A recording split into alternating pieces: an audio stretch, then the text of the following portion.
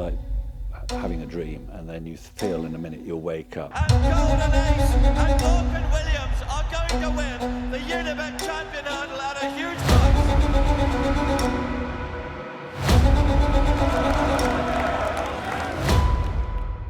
Yeah, how ridiculous was that dream? Let's talk about that day last year when she won the Unibet Champion Hurdle. First of all, I want to ask, how big a decision was it to run her in that race as opposed to the Mares Hurdle? Well, in the end, it probably wasn't my decision. It was Ian Gosden's decision. But he, heart of hearts, he had his heart set on the Champion Hurdle. But I felt that the Mares Hurdle was a much easier option in terms of winning. Whether we'd have beaten Lossiemouth, I'd be surprised if we would have done. But the decision did hinge on where Lossiemouth declared, because I think if she'd declared in the Champion Hurdle, we probably almost certainly would have got in the Mares. But anyway, Ian made that decision, and I'm very glad he did, actually.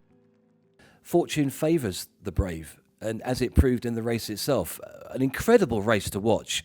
It must even be more so for a trainer who actually ends up with the winning horse. What was it like for you when you were watching the race and how it unfolded? Well, running up to the race, I mean, every now and again you sort of think, God, I wonder what it'd be like if we did actually manage to win. And then you say, don't be so ridiculous, Jeremy. It's never, ever going to happen. We're just not that level. And it was fortune that got us where we were. Having said that, I thought she was running a very good race. State Man coming down sealed the race for us. I don't think we'd have been that far behind him anyway, but so she'd have run a very good race. It was the most bizarre 5 minutes, I think, to watch. I said at the time it was like having a dream, and then you feel in a minute you'll wake up. How ridiculous was that dream? But it was a bizarre moment. But I'm very glad we ran, and I thought she ran very creditably anyway, and thankfully everybody was all right. Okay, let's talk about Golden Ace this year.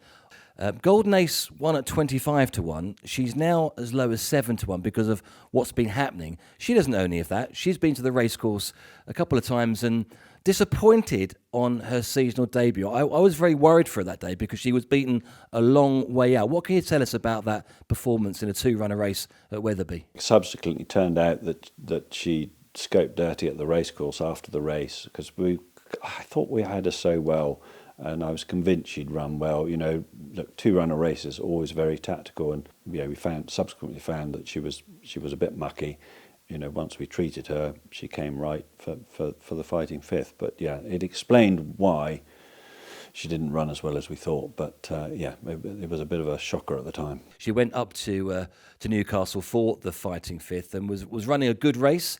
Looking at her form, she does seem to run better at the turn of the year. So it must have been, if she was going well, whether she would have won. Do you think she would have won if the new line had stayed up? End of the day, it's always conjecture, isn't it? So, at the point that the new line came down, I don't think you could say either way who would have run, because actually probably, Amsterdam looked to be running as well as anybody, and you'd have said at that point possibly he would have gone on and won, because he was the one that hadn't come off the bridle. So I couldn't say whether or not we'd have beaten him, but I don't think there'd have been a lot in it, quite frankly.